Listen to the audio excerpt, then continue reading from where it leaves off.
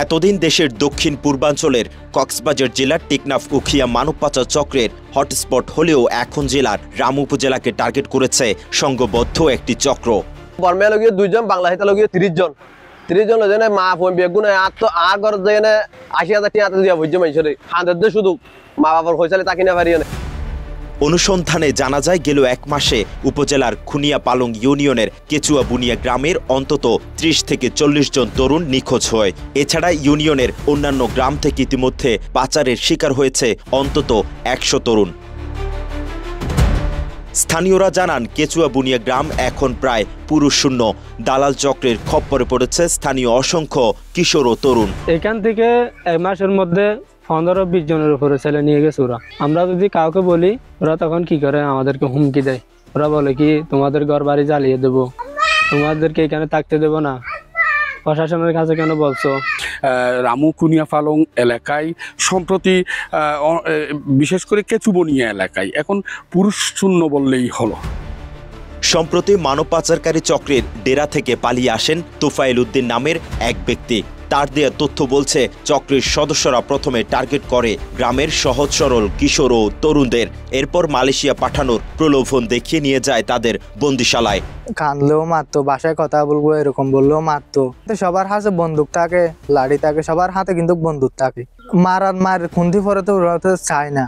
সদ্য মুক্তি পাওয়া তোফায়েল বলেন মানব পাচার চক্রের সদস্যরা প্রথমে বন্দিশালায় আটকে রেখে পরিবারের কাছে মুক্তিপণ দাবি করে। যখন দালালের কপ্পরে ভরে যায় তখন আমাদের এখানে আসার পরে বলে যে আমার ছেলে ওখানে আটক বা বার্মাতে আটক, অন্যরা সবাই সর্বহারা হয়ে যায়। ও আল্লাহ ইন্ডিলা যেন হনো মা কলর বুক যেন আল্লাহ ও হালিনো করিবা যে বেশি কষ্ট বুক ইনি হনো আর আগে ন জানি ইয়া যে ফুয়া জনের ভরে যায় এরা আর পুরানি হন্ডিলা দিয়ে নারাই বুঝতে পারছি। এরকম কাজ যেন না হয়, এরকম নির্যাতন যেন আমরা না হই, এইটা প্রশাসন কাছ থেকে মানে মেম্বার চেয়ারম্যান কাছ থেকে এটা আমরা দাবি জানাতেছি। টানা তৃতীয়বার অর্জন করেছে দেশের সেরা সুপার ব্র্যান্ড স্বীকৃতি বসুন্ধরা টিস্যু। তোফায়েল জানান স্থানীয় এক ব্যক্তি মালয়েশিয়া থেকে তার সাথে কথা বলে এবং এক দালাল ফোনে কথা বলে তাকে তাদের ফাঁদে ফেলে। লোভ দিছে যে মালয়েশিয়া কোনো কাজের অভাব নাই সেটা বলছে, তো উনি কাজ ধরে দিবে বলছে। সেখানে গিয়ে এন্তু যাইতেও কোনো কষ্ট নহব বলে হয়ে যায় না, বাদ পানিলে কোনো অসুবিধা নহব, প্রতিদিন কল করিব হয়ে যায় না, আর দিনও কল নগরে কত ন হইতে। স্থানীয়দের অভিযোগ থানায় নিখোঁজ ডায়েরি কিংবা মানব পাচার নিয়ে গণমাধ্যমকে জানানো হলে চক্রের সদস্যরা ভুক্তভোগীদের প্রাণনাশের হুমকি দেয়। এই দালালদের নাম ধরতে আমাদের বই লাগে, কারণ ওরা হচ্ছে শক্তিশালী। মীর আহমদ এখান থেকে লোকগুলা নিয়ে যায় টেকনাফে ওনার শ্বশুরের কাছে বিক্রি করে দেয়। ওনার শ্বশুর আবার ওই বোর্ডের মধ্যে যে বার্মায়ের লোকগুলা আছে ওদেরকে বিক্রি করে দেয়। কেচুয়া বুনিয়া গ্রামের অসংখ্য তরুণ নিখোঁজের বিষয়ে রামু উপজেলা প্রশাসনের তরফ থেকে বলা হয় যারা মানব পাচারের শিকার হবে তাদের পরিবার যেন প্রশাসনের কাছে সব তথ্য প্রদান করে। অনুরোধ করব যারা হচ্ছে পাচারের শিকার হচ্ছে বা ফিরে আসছে তারা যাতে তাদের বিরুদ্ধে অভিযোগ দেয়, নতুন এবং পুরাতন যাই হোক, আমরা হচ্ছে তাদের বিরুদ্ধে আইনি ব্যবস্থা নিব। মানব পাচার নিয়ে রামু থানার অফিসার ইনচার্জ দাবি করেন এ পর্যন্ত পুলিশের অভিযানে বেশ কজন ভুক্তভোগীকে উদ্ধার করা হয়েছে। যদি এরকম কেউ সুনির্দিষ্ট ভাবে অভিযোগ করে যে তার দালালের কারণে তার ছেলে বা আত্মীয় স্বজন পাচার হয়েছে, তাহলে আমরা অবশ্যই তার বিরুদ্ধে মামলা নিব, তাকে অ্যারেস্ট করবো, বিজ্ঞ আদালতে প্রেরণ করবো, আইনগত ব্যবস্থা নিব।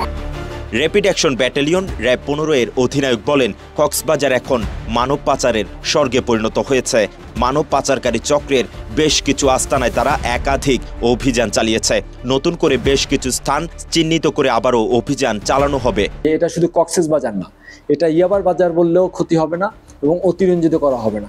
যদি আমরা এখানে বলি যে মানব পাচারের বাজার, তাহলেও অতিরঞ্জিত হবে না। এইটার সাথে জড়িত একটা বড় ধরনের গ্যাং, বড় ধরনের চক্র এটার পিছনে কাজ করছে। তো যখনই তথ্য পাই তখনই অভিযান পরিচালনা করি।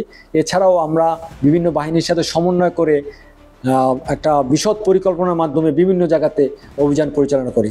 এতদিন কক্সবাজারের টেকনাফ ও উখিয়া উপজেলা মানব পাচার চক্রের হটস্পট হিসেবে পরিচিত থাকলেও এখন এই চক্রের ডালপালা বিস্তার করেছে পুরো জেলা জুড়ে, যা নিয়ে রীতিমতো আতঙ্কে জেলার বাসিন্দারা।